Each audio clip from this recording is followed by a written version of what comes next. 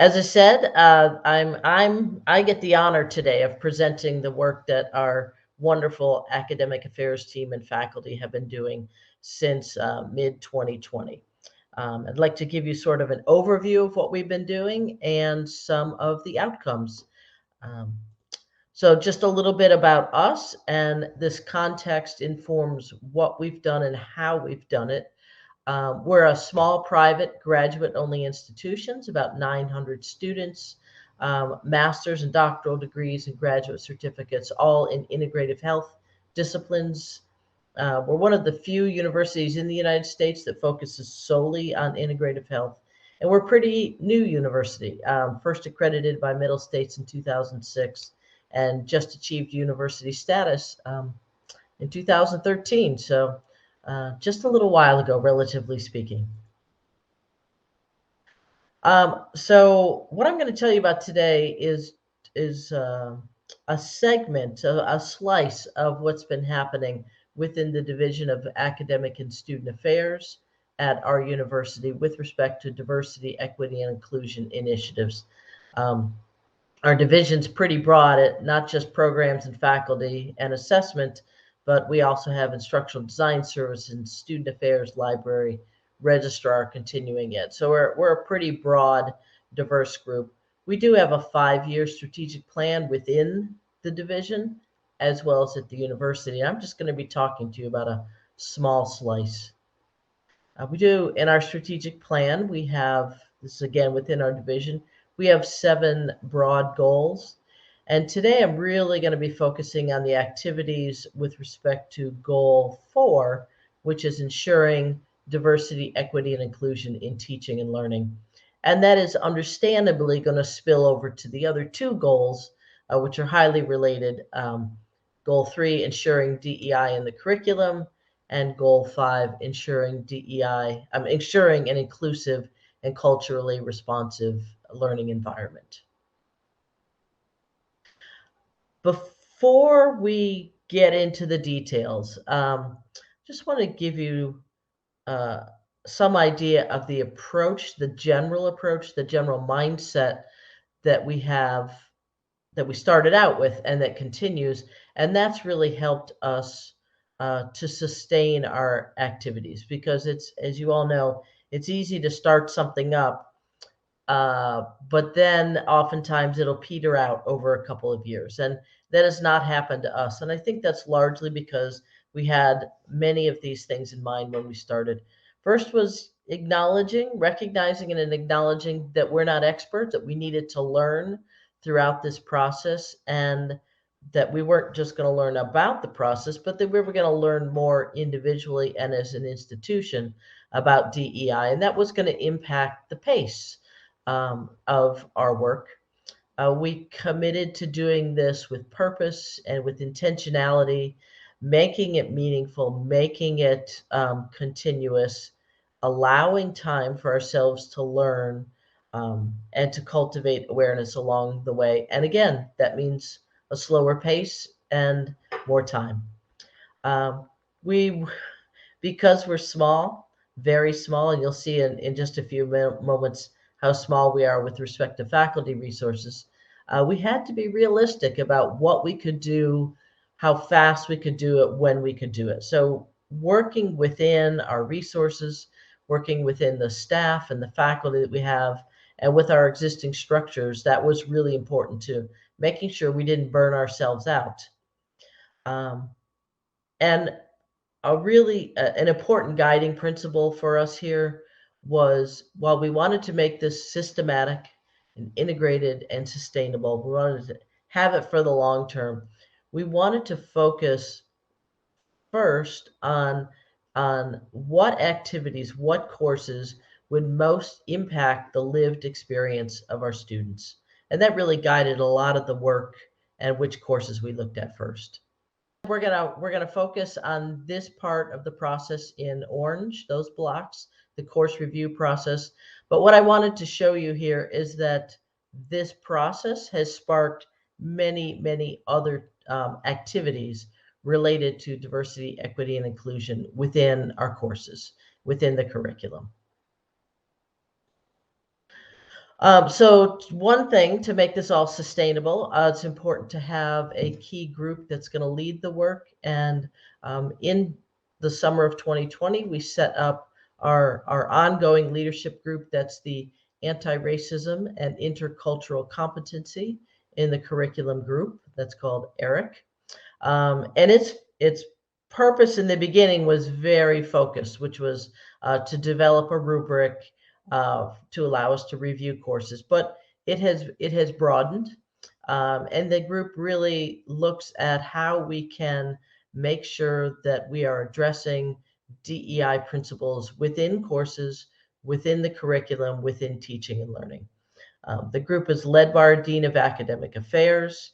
There's significant faculty representation.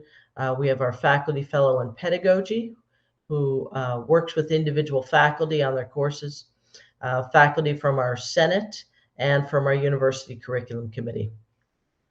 Also key to this group, if you remember back, one of our sustainability points was recognizing that we were not experts in this work and that we needed to learn. And so we have been engaging an academic DEI consultant since 2020, and he from another institution, and he continues with us today. So we get that expert and external perspective in our work. Don't have to look at all of this slide right now. We're gonna stage you through the development and the use of the rubric. So if you focus first here on the left side, from summer 20 through summer 21, that was the period when we developed the rubric and then a guide. So you see that this effort took a year basically. The ERIC group first started to develop a rubric and then decided, let's see what's out there. And we decided to adapt the equity rubric from Peralta Community College's community college. It's called their online equity rubric. We adapted that for our purposes. That doesn't mean just putting it in our language, but a couple of other things we wanted to look at in addition to what was in that rubric. Our DEI consultant, that's our external academic consultant, piloted the rubric on 3 courses, I believe it was, in the fall of 20. And then based on that pilot, based on that experience, then based on some of the trainings we did with our own faculty and feedback processes with our faculty, we revised that rubric and then went another layer. Then the rubric, once revised, we really built it out in addition to just being a basic rubric to being a guide for faculty. So I'll show you in just a moment. It's a much richer document now that can be used by faculty individually, not just to have someone else review your course. And in summer 21, that was shared with all faculty. We'll get to the right part in a couple of slides. So at the highest level here, I'm not showing you the whole rubric. It assesses 10 elements in 3 domains. We look at things like the faculty member's diversity statement, not a university statement, but individual faculty statements, diversity of authors and contributors to the course, making sure that we've got an inclusion of diverse ideas and perspectives, not just in the content, but in the activities and the assessments. In the equity and inclusion domain, making sure that we are mindful of any inequities or biases that exist in the course, making sure that we've got a broad range of individuals and perspectives that are represented in the actual materials, approaches, assignments, case studies, videos, everything that's in the course basically. Also looking at the extent to which we are using tools or strategies that seeks feedback from students about equity and bias that might be occurring in the course. And then we have, which I'm sure you're all familiar with, our 4 basic domains of accessibility. So this is just one snippet of the rubric. Certainly, if you're interested in the rubric plus the guide, you can email me. We're happy to share it with anybody. Um, in each of these 10 aspects, we ask the reviewer, whether it's someone else or the faculty member, to rate the course, whether it's emerging, whether it's meeting expectations, or whether it's exceeding expectations. This is an area, obviously, for notes from the reviewer. That's notes back to the faculty member, back to the department chair. And then below that, we have a rich set of examples, resources, and references for the faculty member and the department chair to consider when it comes to making enhancements and following up on recommendations. So I'll just drop a prompt here. Please be sure to share with your colleagues in the chat box any thoughts you have on these topics or others are related at this point. So first of all, is your institution assessing DEI principles in your courses? If so, how are you doing this? What tools and rubrics, what criteria, what approaches are you using? And how did you decide to select those tools and approaches? Again, feel free to share. This is always great information to have when you see how other schools are approaching it, how they made these decisions. We could certainly all learn from each other. So another leg, another up to this multi-legged stool is faculty development and training to make sure that everybody was well prepared for the course review process. Our goal here in the training was to ensure that faculty had awareness, knowledge, and skills about DEI topics as they relate to teaching and learning, that they have everything they need to know to be successful, not just in the course review process, but in the teaching and learning process. I'm just going to give you a little snippet here. As I mentioned before, our size in large part drives why we did certain things, the way we did certain things. And you'll see here that we have 21 ranked faculty and 120 adjunct faculty. So it was important for us to really make sure we had a good training system in place, given the large number of adjunct faculty coming and going. We're always providing resources every couple of weeks, but I want to tell you about two major immersive events that we did. So the first is every year we have an annual all faculty development event. And in 2020, that was 3 days online. And the sole focus of that event was on diversity, equity, and inclusion in education. And we focused on these 5 broad topics over those 3 days. One aspect of that training was a real focus on the rubric. What is the rubric, how to navigate it, how to use it, and inviting individual faculty to use that rubric to do a sample self-review of their own course. This really helped early on to get people, to get faculty comfortable with the rubric, and this was also pretty early on to get feedback from faculty about the rubric through use, not just a theoretical review, but by using it. I just want to point out this last one. We also use this opportunity. We made a decision not to put a university-wide diversity statement in syllabi, but rather to have faculty develop their own diversity statements that were personalized to them and individualized to the courses. And so that was another activity that came out of this process. Our second immersive event happens happens annually now, and that's a 12-week faculty training session. It's pretty intensive. We do require for our ranked faculty, and our adjuncts are certainly invited to participate. So this is the structure of that teaching. We rely heavily on the MOOC from Columbia University titled Inclusive Teaching, Supporting All Students in the College Classroom. You get this on edX.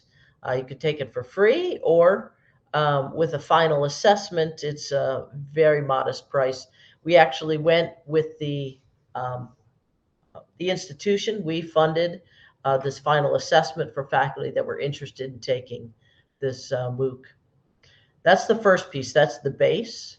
And then we layered in some of our own synchronous discussions that were timed to what was happening in the MOOC. There were 3 one-hour discussion topics, again, linked to topics in the MOOC. And then we had asynchronous components. One was basic, Q&A throughout the MOOC course. But then we had 6 two-week discussion boards, again, with the prompts aligned to what was happening in the MOOC. It was a really, again, an immersive experience, but an ongoing and integrative experience. So you weren't just doing the MOOC in isolation. You were doing that, but then interacting with your colleagues about what this meant for your course, what this meant at MUIH. So just pause. Here's another opportunity for discussion and sharing of your thoughts. So just think about you as faculty. Think about other faculty at your institution. How would you rate their capacity, their knowledge, their expertise in DEI topics as related to teaching, learning, and assessment? Where are you seeing strengths amongst your faculty, and where are you seeing gaps? And think about how you might be able to fill those gaps.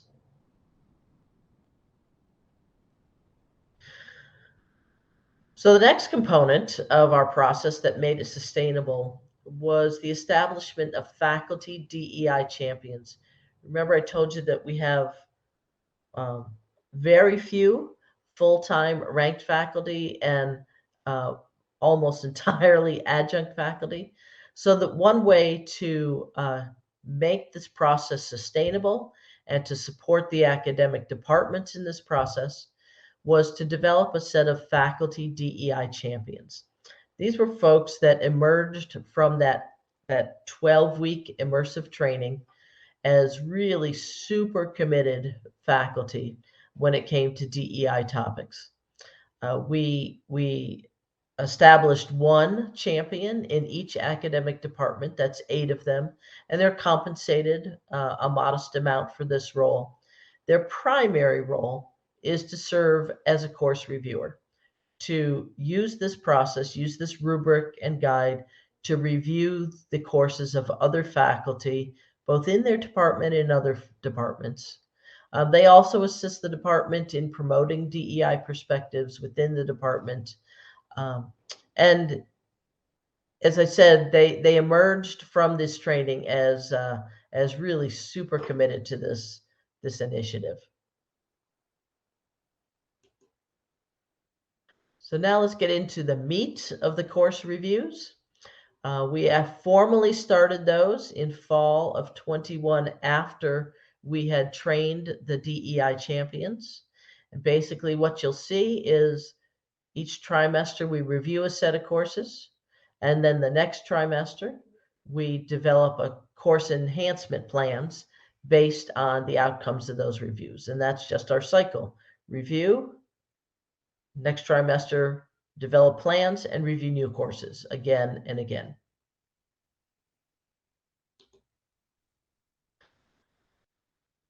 It's natural to want to jump in and review everything at once. But as you remember, we're very small. Our staffing levels are small. Our resources are relatively limited. So we approached this in a phased way and set out criteria for which courses we were going to review first, where we were going to put our focus first. So 3 types of courses are the ones that we targeted early on and continue to target. First is courses with high enrollments. Again, we wanted to impact the lived experience of the most students possible. Targeting courses at key points in the curriculum progression. So those early gateway courses, some of those key midpoint courses within a program where you're transitioning from one type of learning to another, and then also capstone or finishing off courses. We also wanted to look at courses where the subject matter aligned well with DEI principles. So we have a nice steady pacing going, 15 courses per year. Again, not a lot, but it works with our resources. It works with the number of people we have.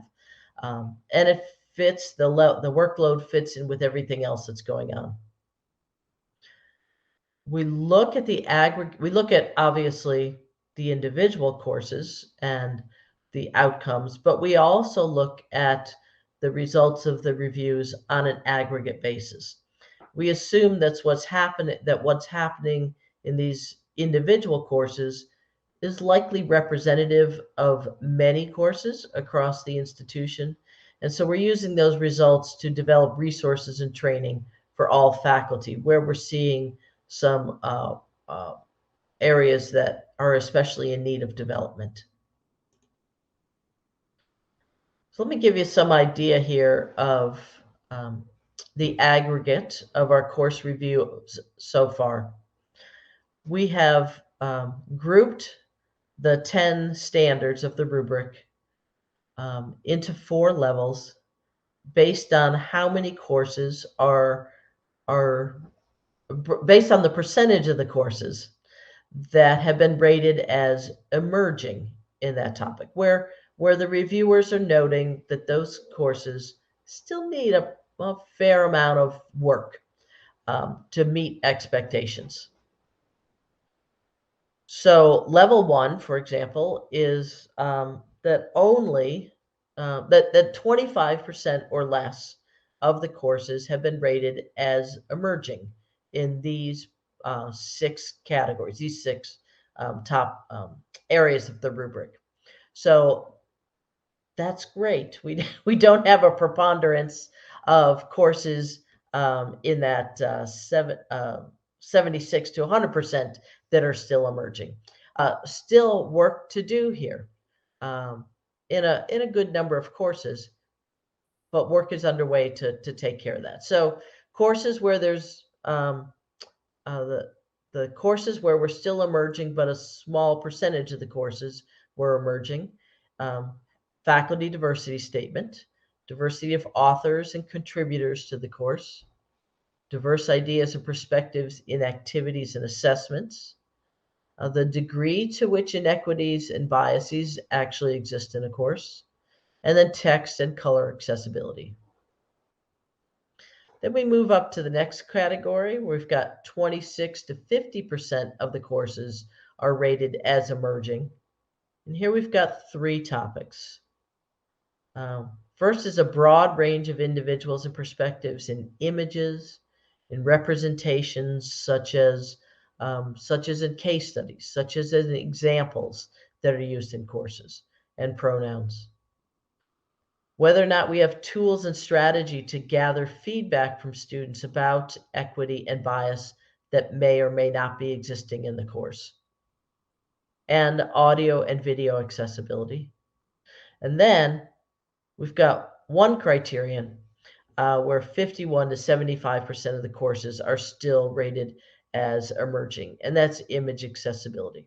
I think this one and then the audio and video accessibility is something that many institutions are still working their way through and tackling on an ongoing basis. Once the reviews come from the process, the department chair, the faculty, and our dean of academic affairs review those results, and then the faculty and the department chair together make a course enhancement plan, and then we implement that. We don't just take all the recommendations and dive ahead and make all of them, on all of them. We categorize those recommendations first into 3 groups. First is action items that can be completed before the next time the course is delivered. And largely, these are things that the individual faculty member can adjust. There may be some modest assistance needed from somebody else, maybe instructional design support, maybe the department chair, maybe the library, but these are relatively straightforward, quick changes that can be made. And 48% of our recommendations fall into this category. Then there are items that would be great to make, but it's going to take us longer to implement those recommendations. And that's because significantly more support is needed beyond what the individual faculty member or the individual department can take care of on their own. That might need the development of new learning objects or modest revision of a course with instructional design support. It might be implementation of uh, of new software or the adoption of new materials into the course. And 31% of the recommendations fall into this category. So these are things we are looking to do but haven't started yet. And then there's a set of recommendations that we're probably not going to complete, and we do ask for a rationale for that decision. Oftentimes, there's 21% of recommendations fall in this category, and oftentimes those are recommendations that have to do with the course content, that have to do with the learning outcomes of the course, and those are really things that that individual faculty member, the department chair, the department curriculum committee needs to look at on a deeper level and across the entire program. So, not to say that those won't happen, but for the time being, those will not be addressed. Basically, most of the recommendations are being addressed, or there are plans to address them with additional resources. So very recently, we've been looking at the impact of this process on the people that participated in it. So we have surveyed the faculty DEI champions, the faculty who had their course reviewed, and the department chair of the courses that were reviewed. So I'm just going to give you a little snippet here of impact information.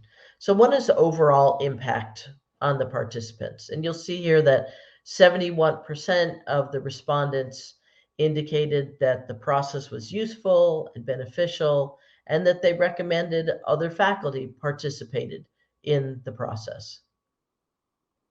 Then we look at the impact on teaching and learning.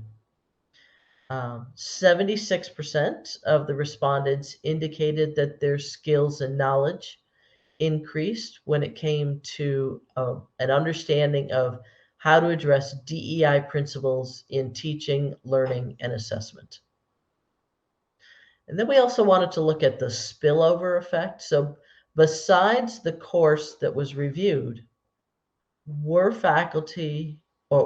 these participants using their learning to enhance other courses that were not included in the DEI course review process? And 71% indicated that that was the case. They were taking what they learned and adjusting, making enhancements in courses that were not part of the process. And then we looked at the personal impact on people. And while this process was not intended to be a process for personal growth and development, we just wanted to see, was that actually occurring also? And so you'll see here that 65% of the respondents indicated that they experienced some meaningful personal growth with respect to DEI principles in teaching, learning, and assessment. And also with respect to cultural awareness, cultural understanding, cultural competence, and cultural responsiveness. So overall, we're pretty happy with these results. It wasn't just focused on courses and making them better. We're seeing an impact on individuals. So as we get ready to close up here, one last discussion prompt from you for you. So as you think about what we've talked about so far, what follow-up steps are you going to consider at your institution or within your course? Will any of these processes or approaches be things you decide to adopt, or will you decide to do something else?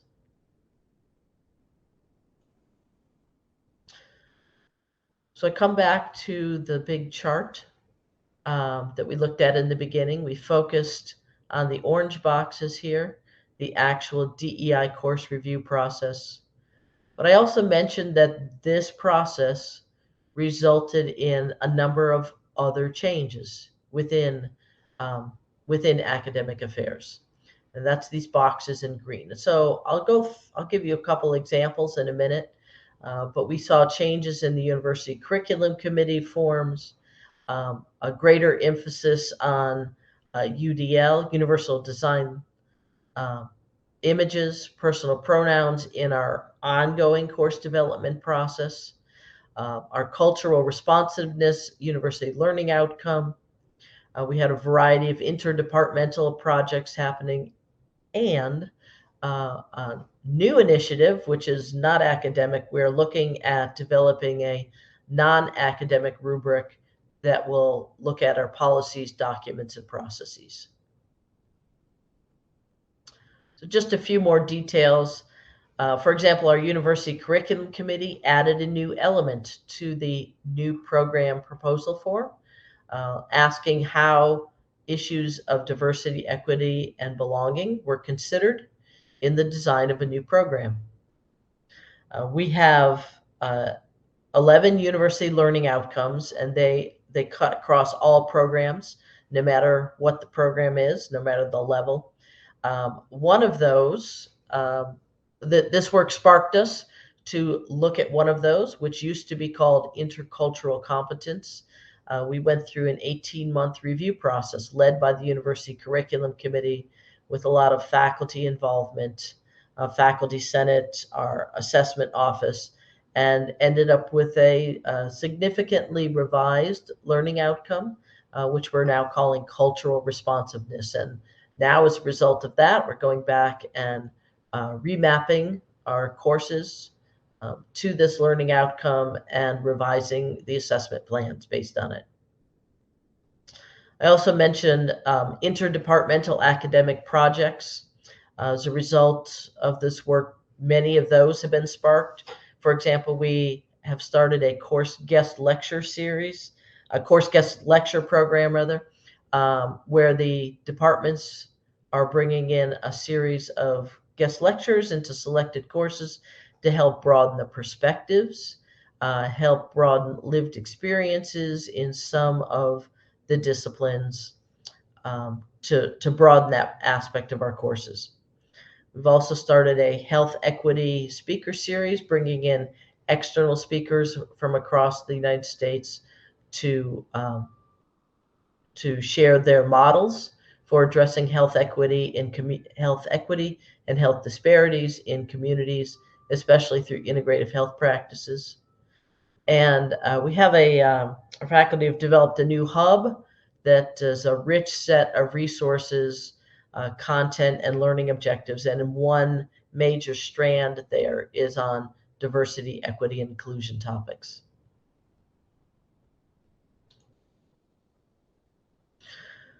So it's a lot there. I went through it really fast. Let me give you some of what we see as the benefits and the opportunities that have emerged from this process. First of all, it is a process. It is continuous. It is sustained. And that has helped us to really build some forward momentum and make steady progress, not just on the course reviews, but on DEI topics across academic affairs, because there's this opportunity for continuous reflection and engagement by the academic leadership and by a core set of faculty.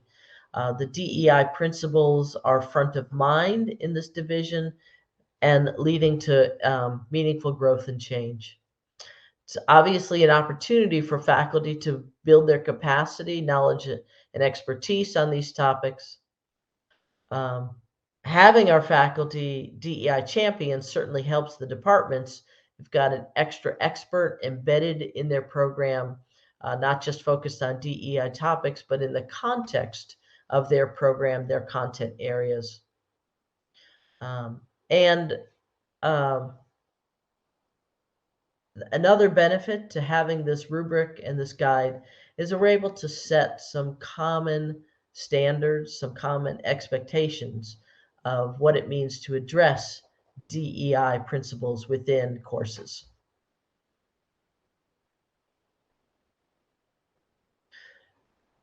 Challenges. And some of these are going to be challenges unique to us, and some are going to be challenges that may apply to multiple institutions. Staffing and resources are always going to be an issue. So that's going to limit the number of reviews that we can do per year. That may be the case for you, might not be. Having these DEI course reviews happening over here and then over here, having our standard general course revision process can get a little bit confusing. So one of the things we'll be working on in the future is getting these better aligned with one another, so it doesn't feel like there's so much extra work, that they really are both feeding the same purpose and they're intertwined and aligned. Challenges is an increased need for instructional design support, especially when it comes to some of these accessibility issues. Faculty turnover is a significant impact on sustaining the process, especially if that's occurring in our DEI champions. And then, as I showed you, we had lots of offshoots, and there's many others that I didn't mention. Balancing the planned course review activities with the organic spin-off activities can really impact workload. So sometimes we need to be very judicious about what we're taking on as new spin-offs so that we can keep everything moving and make real progress without significantly overloading everybody. So I'll just close up here with a couple of what I hope are a couple of takeaways for you. One is that we've set up this integrated, sustainable process which can be adapted to your institution, to your process, to your faculty. I hope you see that it can lead to meaningful change both at the course level and the departmental level, the program level, and for individuals. And a key piece of making this sustainable is mindset, that the strategies you adopt, the mindset that you have going forward is a key piece in making it all sustainable. And I'll just end there with, if you have questions, certainly I'll stop sharing in a minute so I can get back over to the chat and check that out. We're absolutely happy to share presentation slides, the rubric and the guide, the outline for our training, and any other resources that you'd like to look at. Just drop me an email. You've got it here, csacks@muih.edu. We're happy to share.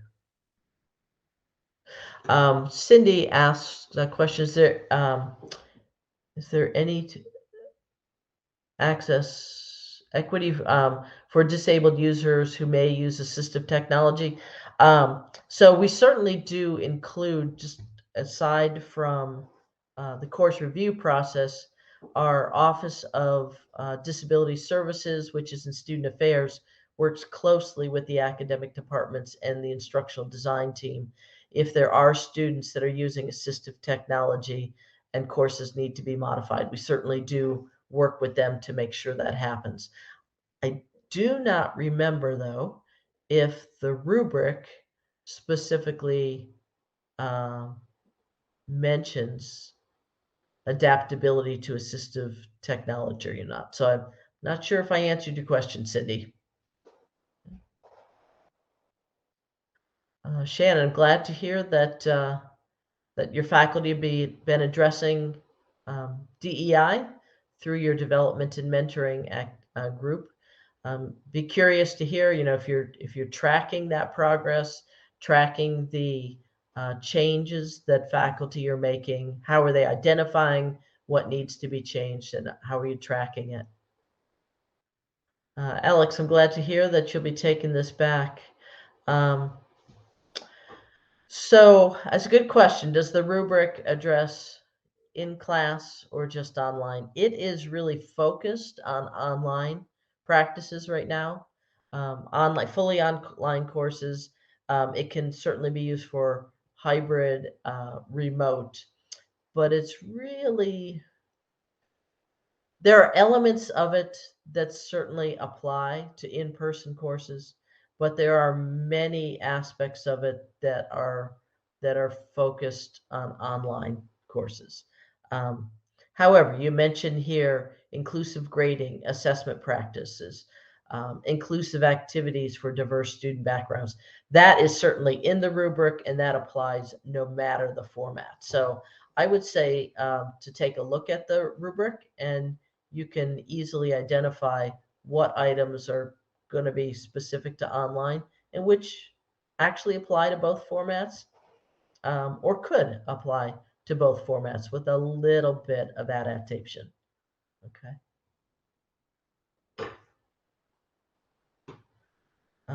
Pamela asks, a lot of issues to think about, that is for sure. Any ideas for how to accomplish them? Yeah. Would you have any samples of individual faculty DEI statements? So, Pamela, go right ahead and email me. We do have a 1 or 2 page document of the resources that we gave to individual faculty about how to go about developing their individual DEI statements. And that certainly includes examples um, from our faculty, from some others. It also includes resources from other institutions. It's, again, we didn't invent the wheel. We in many cases repackaged the wheel. So Pamela, just email me, and I'm happy to share that particular resource with you. I hope some of you give this a try. Like I said, we found it to be very useful, and to be impactful. Our next steps are now to, so this looks at course design.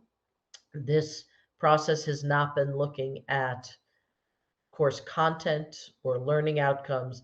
That is our next step. We've just, as I said, we've revised our university learning outcome on cultural responsiveness. And so that will drive um, not just the revised assessment plans, but before that, looking at content, looking at learning outcomes. So that's another layer that we haven't really systematically dove into yet. Be doing that soon.